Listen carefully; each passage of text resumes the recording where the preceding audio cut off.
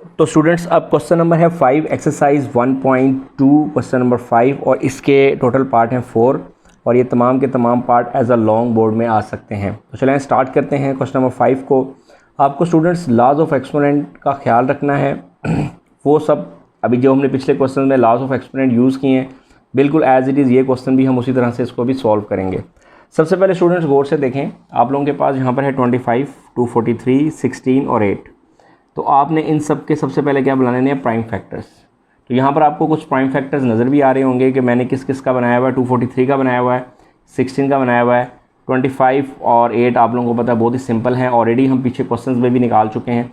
तो वो आपने ये रफ साइड पे मैंने आपको समझाने के लिए यहाँ पर ये प्राइम फैक्टर्स बनाए हैं। तो सबसे पहले 25 के अगर प्राइम फैक्टर्स की बात की जाए तो ये आता है 5 की 2 और इसकी पावर आ जाएगी 3/2 मल्टीप्लाई बाय 243 3 5 टाइम्स। तो हम यहाँ पर क्या लिखेंगे, 3 की 5 और इसकी पावर है 3/5। उसके बाद आपके पास डिनोमिनेटर में है 16। तो ज़रा इसको प्रॉपर्ली थोड़ा स्केल से अगर लाइन लगाएंगे तो ज़्यादा बेहतर पेपर में इम्प्रेशन आएगा। तो 16 क्या होता है, 2 की पावर 4। तो यहाँ पे लिखेंगे आप 2 की पावर 4 और होल की पावर है 5/4 मल्टीप्लाई बाय स्टूडेंट्स 8 के बारे में आप सब जानते हैं, ये 2 की पावर होता है 3। इसके प्राइम फैक्टर बना के भी आप देख सकते हैं। तो ये 2 की पावर 3 ये मैं पीछे क्वेश्चंस में निकाल भी चुका हूँ। तो आप लोगों को आई होप कि अगर आपने वो क्वेश्चन समझ के आ रहे हैं तो आप लोगों को पता होगा कि 2 की पावर 3 होती है 8 और इसकी पावर है 4/3। तो सिंपल इज़ दैट स्टूडेंट्स, आप लोगों ने याद रखना कि आप लोगों ने सेकेंड स्टेप में क्या किया है कि आपने इन तमाम के बना लिए प्राइम फैक्टर्स। तो चले देखें जिन जिन में जो जो पावर्स कैंसिल होती हैं। तो सबसे पहले ऐसे लिखते हैं, 5 की 2 मल्टीप्लाई बाय 3/2, 3 की 5 मल्टीप्लाई बाय 3/5 और आपके पास सेम ऐसे डिनोमिनेटर में 2 की 4 मल्टीप्लाई बाय 5/4 पावर से मल्टीप्लाई होगी और 2 की पावर 3 आप ब्रैकेट ख़त्म करें और ये आएगा 4/3। ठीक है स्टूडेंट्स। अब देखें स्टूडेंट जिन जिन की कटिंग होती है तो उनकी कटिंग करते हैं। ये देखें 2 2 से कट गया, 5 5 से कट गया, 4 4 से कट गया और 3 3 से कट गया। तो जो जो टर्म्स आपके पास बची हैं वो लिख लें आप। तो आपके पास कौन कौन सी टर्म्स बची हैं स्टूडेंट्स, यहाँ बचा 5 की 3 मल्टीप्लाई बाय 3 की 3 और ओवर में आपके पास बचा है 2 की 5 और मल्टीप्लाई बाय 2 की 4। ठीक है स्टूडेंट्स। तो यहाँ पर आप लोगों को बड़ा सिंपल आप ये लॉ भी यूज़ कर सकते हैं। जैसे अगर a की पावर है n और b की पावर है n तो आप इसे लिख सकते हैं ना, ab होल की पावर n। तो यहाँ पर ये चीज़ यूज़ करते हुए आप ऐसे लिख सकते हैं, 5 की पावर भी 3 है और 3 की पावर भी 3 है। तो आप लिख सकते हैं 5 मल्टीप्लाई बाय 3 और होल की पावर 5 की पावर भी 3 है और 3 की पावर भी 3 है। तो आप लिखें 5 मल्टीप्लाई बाय 3 और होल की पावर लिख दें 3 और इसी तरह से डिवाइडेड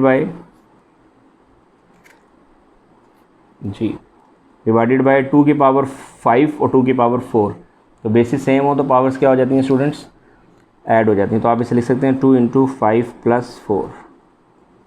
तो स्टूडेंट्स आपके पास ऊपर आएगा 15 की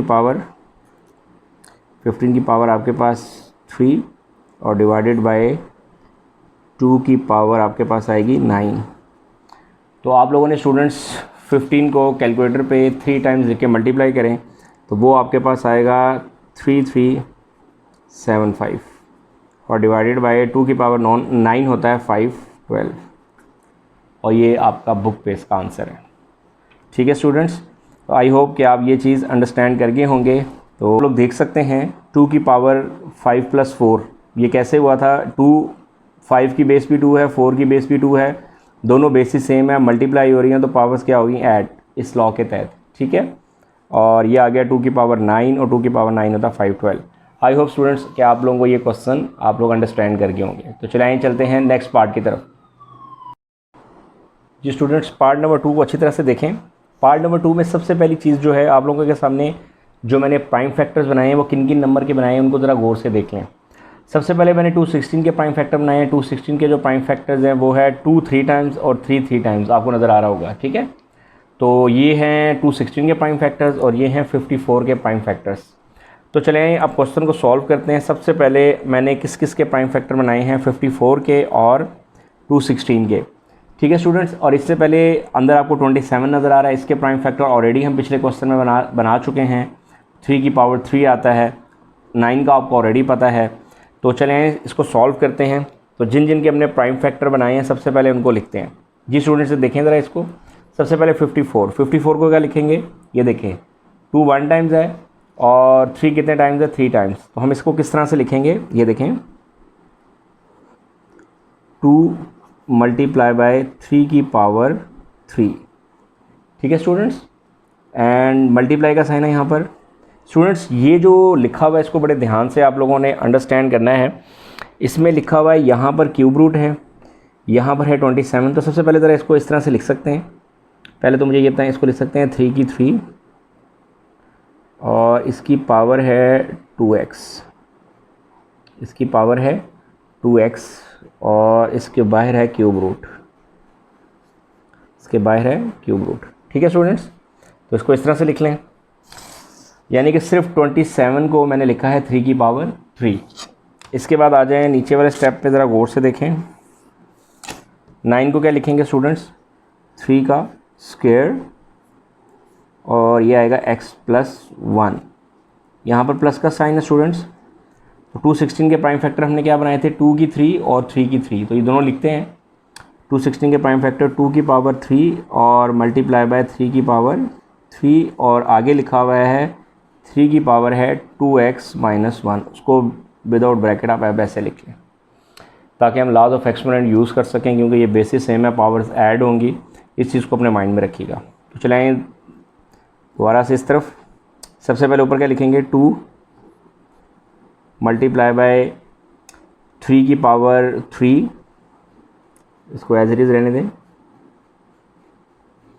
मल्टीप्लाई बाय आपके पास आएगा स्टूडेंट्स, क्या मैं इसको ऐसे लिख सकता हूँ 3 की पावर 2x, यानी कि 2x और इसको अगर मैं रिप्लेस कर दूँ ये और 3 बाहर लिख दूँ और यहाँ पर है बाहर क्यूब रूट। इसकी एक रीज़न है स्टूडेंट, एक लॉ है, ये आपने याद रखना है। यहाँ पर एक नंबर है a, इसकी पावर है m और अगर यहाँ पर भी है m तो ये इससे कैंसिल हो जाएगा, आपके पास सिर्फ बचेगा a। ठीक है स्टूडेंट्स, तो मैंने ये वाली फॉर्म बनाई है।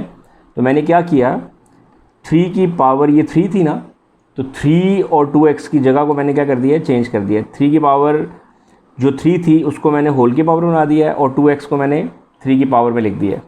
तो ऐसे लिख सकते हैं, कोई इशू नहीं है। और ये अब 3 की ये होल की पावर अंदर 3 है और बाहर है क्यूब रूट, तो ये आपस में कैंसिल इस लॉ के तहत। तो आपके पास यहाँ पे सिर्फ क्या बचेगा, 3 की पावर 2x और डिनोमिनेटर में आपके पास क्या बचेगा वो देखें, ये देखें डिनोमिनेटर में 3 की पावर 2 है। 3 की पावर 2 को मल्टीप्लाई करें क्या आएगा स्टूडेंट्स, 2x + 2, प्लस का साइन है स्टूडेंट्स। 2 की पावर 3 लिखें एज इट इज़। ये देखें स्टूडेंट बेसिस सेम है, 3 की पावर 3 और 3 की पावर 2x - 1, तो पावर्स क्या हो जाएंगी, ऐड। हम कैसे लिखेंगे, 3 + 2x - 1। ठीक है स्टूडेंट, इस तरह से लिखेंगे। दोबारा आए, इसको अब कैसे करेंगे, 2 मल्टीप्लाई बाय ऊपर 3 की पावर 3 और मल्टीप्लाई बाय यहाँ बचेगा 3 की पावर सिर्फ जस्ट 2x। आप ये कह सकते हैं ये कट गए आपस में। ठीक है, और डिवाइडेड बाय आपके पास स्टूडेंट्स क्या है, 3 की पावर के पास 3 की पावर 2x + 2 और प्लस 2 की पावर 3 को आप 8 लिख लें आप। और इसमें देखें इसे कैसे लिखेंगे, 3 में से 1 गए, आप इसे लिख सकते हैं 3 की पावर 2x और 3 में से 1 को माइनस करें क्या आएगा, +2।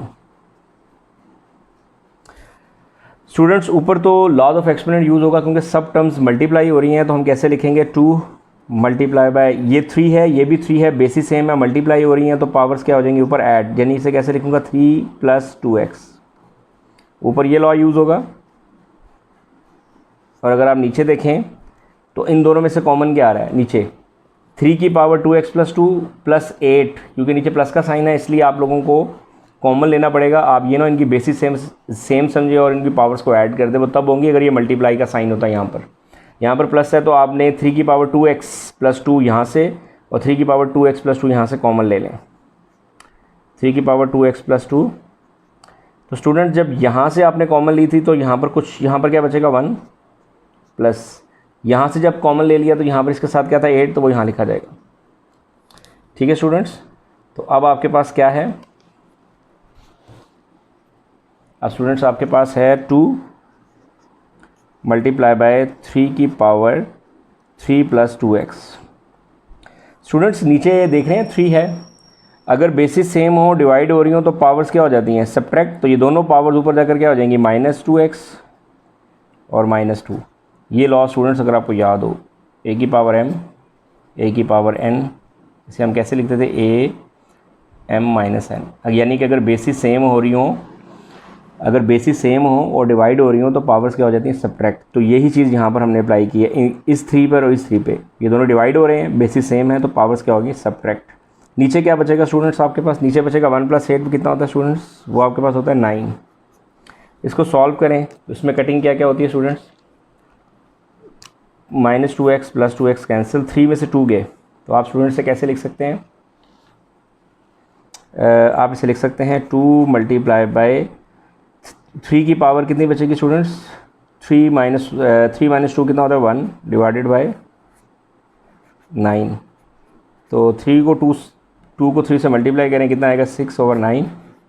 और इसको अगर आप फर्दर रिड्यूस करते हैं तो इन दोनों का कॉमन फैक्टर 2 3 टाइम्स और 3 3 टाइम्स, तो इसका आंसर आएगा 2/3। तो आई होप स्टूडेंट्स आपको ये पार्ट समझ आ गया होगा। बहुत ही ईजी है, बस आप लोगों को अगर आप लोग एक्सरसाइज 1.2 के प्रीवियस क्वेश्चन, तमाम क्वेश्चंस आपने रिटन प्रैक्टिस किए हैं और लॉज ऑफ एक्सपोनेंट्स की अब तक आपकी अंडरस्टैंडिंग डेवलप हो गई है, तो स्टूडेंट्स आप इजीली ये पार्ट कर सकते हैं। ठीक है स्टूडेंट्स, तो चलते हैं नेक्स्ट पार्ट की तरफ। जी स्टूडेंट्स, क्वेश्चन नंबर 5 है और क्वेश्चन नंबर 5 का हम पार्ट नंबर 3 करने लगे हैं। और पार्ट नंबर 5, क्वेश्चन नंबर 5 का पार्ट नंबर जो 3 है एज अ लॉन्ग पेपर में आ सकता है, और इससे पहले जो बुक थी उसमें भी ये क्वेश्चन था और एज अ लॉन्ग बोर्ड के पेपर में आ भी चुका है। चलें स्टूडेंट्स, इसको 1 बाय 1 ज़रा इस क्वेश्चन को ज़रा डिस्कस कर लेते हैं। इसमें देखें आपको 260 नज़र आ रहा है, 25 0.04 और इसकी पावर है -3/2। तो आपके सामने मैंने 216 के प्राइम फैक्टर बनाए। मैं इससे पहले भी, मैं पिछले क्वेश्चन में भी 216 आया था तो उसमें भी मैंने इसके प्राइम फैक्टर बनाए थे। ये मैं बार बार इसलिए बना रहा हूँ ताकि जो स्टूडेंट जिनको थोड़ी सी भी कन्फ्यूजन्स हो उनकी ये कन्फ्यूजन्स क्लियर हो जाएँ। तो चलें स्टूडेंट्स क्वेश्चन को सॉल्व करते हैं। 216 के प्राइम फैक्टर हैं 2 की 3 और 3 की 3, तो हम डायरेक्ट लिख सकते हैं यहाँ पर 2 की पावर 3 और × 3 की पावर 3 किसकी जगह पे स्टूडेंट्स, 216 की जगह पर, और होल की पावर स्टूडेंट्स क्या है 2/3। और 25 के बारे में तो सब जानते हैं, 25 यानी कि 5² और इसकी पावर आएगी 1/2। ठीक है स्टूडेंट्स, और डिवाइडेड बाय आप लोगों के पास क्या आएगा 0.04 है, तो 0.04, तो आप लोग पॉइंट को रिमूव करें तो क्या आएगा 4/100। आई होप ये बात तो आप सबको पता होगी कि डेसिमल को जब फ्रैक्शन में चेंज करते हैं, अगर पॉइंट के बाद जितने भी नंबर है उतने ही नीचे 0 आएंगे, यानी कि ये आएगा 4/100 और ये -3/2। ठीक है स्टूडेंट्स, आई होप यहाँ तक आपको ये चीज़ क्लियर होगी। अच्छा ये स्टूडेंट्स आप चाहें तो इस स्क्वायर रूट को, इसकी पावर को 1/2 भी लिख सकते हैं, लेकिन मैं इसको एज अ स्क्वायर रूट में ही रहने दूँगा अभी। इसकी एक रीज़न है ताकि आप लोग ज़रा ईजीली पहले क्वेश्चंस को तमाम टर्म्स को आपस में सिंप्लीफाई कर लें, तो बाद में मैं स्क्वायर रूट की जगह पे 1/2 लिखूँगा। अब स्टूडेंट्स इधर देखें, ये 2 की पावर 3 है और ये 3 की पावर 3, तो होल की पावर इसकी क्या है 2 की पावर 3 × 2/3। ये कहाँ से है 2/3, ये देखें होल की पावर × 3 की पावर 3 और × 2 की पावर 3। तो ये जो 2 की पावर 2/3 और ये होल की जो पावर थी, ये दोनों की पावर से क्या होगी मल्टीप्लाई। उसके बाद क्या लिखेंगे 5 × 2 × 1/2, और यहाँ पर अगर 4 इसे काटता है तो कितना आता है 25। तो स्टूडेंट्स यहाँ पे थोड़ा सा आपको ये क्लियर कर देता हूँ ये चीज़ भी, और इसके ऊपर स्टूडेंट्स क्या है स्क्वायर रूट, तो स्क्वायर रूट को थोड़ी सी रेड लाइन से रिप्रेजेंट कर देते हैं ताकि आप लोगों को ज़रा डिफरेंस नज़र आता रहे। जी स्टूडेंट्स ये देखें ज़रा नीचे डिनोमिनेटर में आपके पास आता है, इसको पहले ऐसे लिख लें 4 और 100 की कटिंग करेंगे तो आएगा 1/25 और होल की पावर है -3/2। ठीक है, तो स्टूडेंट्स कटिंग किस किस की हो रही है? 3 से कैंसिल, 2 से कैंसिल, तो जो आपके पास टर्म्स बची हैं वो क्या हैं स्टूडेंट्स? 2 की पावर 2 मल्टीप्लाई बाय 3 की पावर 2 एंड मल्टीप्लाई बाय 5 और आपके पास 1/25 को जैसे ही आप न्यूमिनेटर और डिनोमिनेटर की जगह चेंज करेंगे, जैसे ही आप न्यूमिनेटर और डिनोमिनेटर की जगह चेंज करेंगे तो पावर का साइन क्या हो जाएगा? चेंज। 1/25 को 25/1 करेंगे तो पावर का साइन क्या हो जाएगा? चेंज। ये बात हमने पहले भी पढ़ी थी स्टूडेंट्स। a/b अगर इसकी पावर नेगेटिव है और अगर आप इसे पॉजिटिव करना चाहते हैं तो b/a कर दें, न्यूमिनेटर डिनोमिनेटर की जगह बदल दें तो पावर का साइन चेंज हो जाता है। तो 1/25 था तो ये क्या आएगा? 25/1। 1 लिखने की आपको ज़रूरत नहीं है और इसके बाहर है स्क्वायर रूट। जी स्टूडेंट्स, अब ये देखें स्टूडेंट्स, 2 के ऊपर भी स्क्वायर है और 3 के ऊपर भी स्क्वायर है, तो क्या मैं इन दोनों को ऐसे लिख सकता हूँ? 2 मल्टीप्लाई बाय 3 इसके ऊपर स्क्वायर और मल्टीप्लाई बाय 5 और डिवाइडेड बाय नीचे क्या आता है? 5 स्क्वायर और मल्टीप्लाई बाय 3/2। आई होप ये चीज़ आपको क्लियर होगी। 2 और 3 को मल्टीप्लाई करें क्या आएगा? 6 का स्क्वायर मल्टीप्लाई बाय 5, ये 2 से कैंसिल, नीचे क्या बचेगा स्टूडेंट्स? 5 की 3। तो स्टूडेंट बेसिस सेम है, पावर्स क्या हो जाएंगी? सब्ट्रैक्ट। तो आगे नीचे जगह नहीं, मैं यहाँ सामने लिख देता हूँ, आप लोग नीचे शीट्स पे नेक्स्ट शीट पे चले जाइएगा। तो आप लोग इसे कैसे लिखेंगे? 6 का स्क्वायर, अब आप ऐसे लिख लें 5 की पावर 3 है, ऊपर 5 की पावर कितनी? 1, तो नीचे अगर ये माइनस हो जाएगी तो आप इसे ऐसे लिख सकते हैं स्टूडेंट्स, इम्प्लाइज दैट डाल दें अगर आपके पास जगह ख़त्म हो जाए। तो ये आएगा स्टूडेंट 6 का स्क्वायर और नीचे आएगा 5 का स्क्वायर। तो स्टूडेंट्स आप लोग इसको कैसे लिख सकते हैं? 6/5 होल स्क्वायर और स्क्वायर से स्क्वायर रूट कैंसिल, तो आंसर आएगा आपके पास 6/5। ठीक है स्टूडेंट्स, तो आई होप कि आपको ये पार्ट समझ आ गया होगा और इसकी प्राइम फैक्टराइजेशन भी और इसकी सिंप्लीफिकेशन भी, और इसमें किस किस के प्राइम फैक्टर बनाने हैं, किस तरह से लॉज ऑफ एक्सपोनेंट को यूज़ करना है और किस तरह से अगर किसी की पावर नेगेटिव है तो उसको पॉजिटिव करना है। ठीक है स्टूडेंट्स, तो चलते हैं नेक्स्ट पार्ट नंबर 4 की तरफ। स्टूडेंट्स आप लोगों को पार्ट नंबर 4 समझने के लिए ये जो पार्ट नंबर 4 है इसको सिंप्लीफाई करना है। ये किसी का फार्मूला है, ठीक है, किसका फार्मूला है और हमें कैसे पता चलेगा और आप लोगों को किस तरह से ये पार्ट करना है। एक्चुअली में जो बुक में ये जो पार्ट दिया गया है उसमें ये चीज़ अंडरस्टूड है कि आप लोगों ने 6, 7, 8 में क्यूब के फार्मूले पढ़े होंगे। क्यूब के फार्मूला से क्या मुराद है, मैं थोड़ा सा यहाँ पर आपको रफ पे एक्सप्लेन करता हूँ। ये देखें स्टूडेंट्स, आप लोगों के पास एक फार्मूला था a³ + b³। वो फार्मूला ये था a + b × a² - ab और +b²।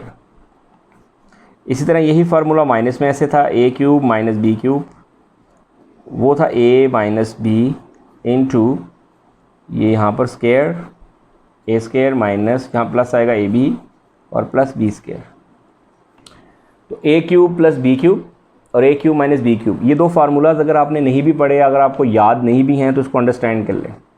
अगर आपके पास ये लिखा हो a + b × a² - ab + b², तो वो डेफिनेटली किसका फार्मूला होगा? a³ + b³ का।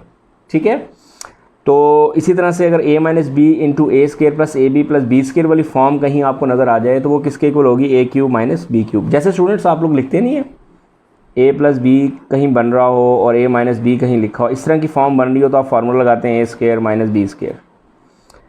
तो same as it is students आपके पास इस क्वेश्चन में ये वाली फॉर्म दी हुई है, ये वाली, और आपने ये लिखना है।